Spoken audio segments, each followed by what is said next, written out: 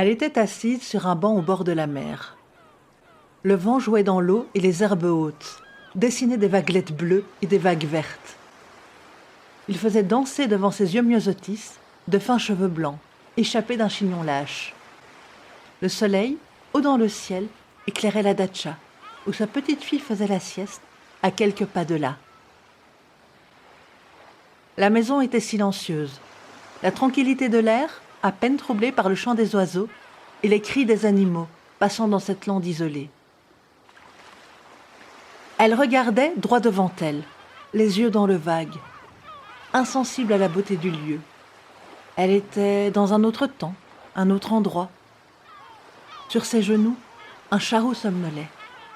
Dans ses mains, aux longs doigts blancs, fins et un peu raidis par l'âge, se trouvait un coquillage. À la coquille délicatement spiralée, au toucher soyeux, il faisait un peu moins de la moitié de la taille de sa paume. Sa base était percée par une lanière de cuir, permettant de le porter comme un collier.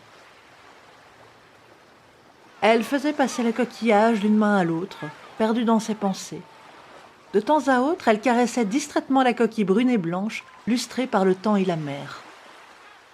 Sa respiration ralentissait. Le mouvement du coquillage entre ses mains devenait paresseux. Elle soupire. Approche lentement le coquillage de son oreille. Une petite main se pose sur son bras, interrompant son mouvement. Un rire clair résonne à ses oreilles. « Papouchka, Papouchka, tu me racontes l'histoire du coquillage ?»« Encore, Mnotchka ? Je te l'ai raconté déjà si souvent. »« Oui, mais elle est trop chouette, je l'adore. Et puis elle est vraie, hein? Ah oui, qu'elle est vraie !»« Oui, Da. Aussi réelle que toi et moi, Knopka, et aussi vieille que le monde. » Le chat bâille, se lève, s'étire et saute au sol. La petite fille en profite pour prendre sa place sur les genoux de sa grand-mère. « Allez, Papouchka, raconte-la-moi, s'il te plaît. » Oboloshka, le coquillage, est aussi vieux que Moré, la mère, Knopa. Ils sont nés ensemble et leurs destins sont liés. Quand tu le portes à ton oreille, c'est leur cœur entremêlé que tu entends. Au commencement était l'étincelle. Oboloshka ne se voyait pas, mais il était là, minuscule, à peine une ébauche, créé et bercé par la mer. Flottant entre deux eaux, se nourrissant et prospérant. Oboloshka, le coquillage, écoutait les histoires de Moré, il s'en imprégnait. Et en écoutant, il grandissait. Et en grandissant, il s'en est souvenu. Il a pris le cœur et les histoires de Moré, la mer, avec lui. C'est pour ça que quand tu le portes à ton oreille, tu entends le bruit des vagues. Ils n'arrêtent pas de se parler, même quand ils sont loin l'un de l'autre. Et même si Oboloshka, le coquillage, est au milieu d'un désert, tant qu'il y aura quelqu'un pour l'écouter et croire en lui, Moré, la mer et ses histoires seront là. Et le jour où plus personne ne sera là pour les écouter et pour le croire, l'Oboloshka mourra. Et avec lui, l'histoire secrète de Moré, la mer. Si tu l'écoutes avec tes oreilles, tu entendras juste le bruit des vagues. Mais si tu écoutes avec ton cœur, Oboloshka, il te racontera ses histoires.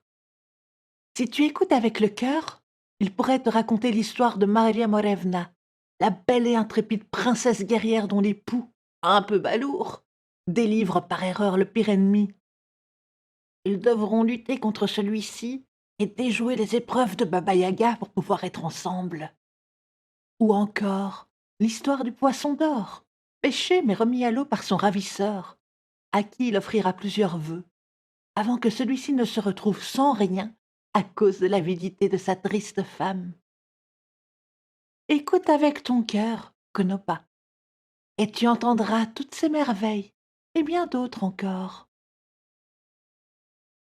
La petite fille attrape le coquillage, Oboloshka, le frotte contre son cœur et écoute.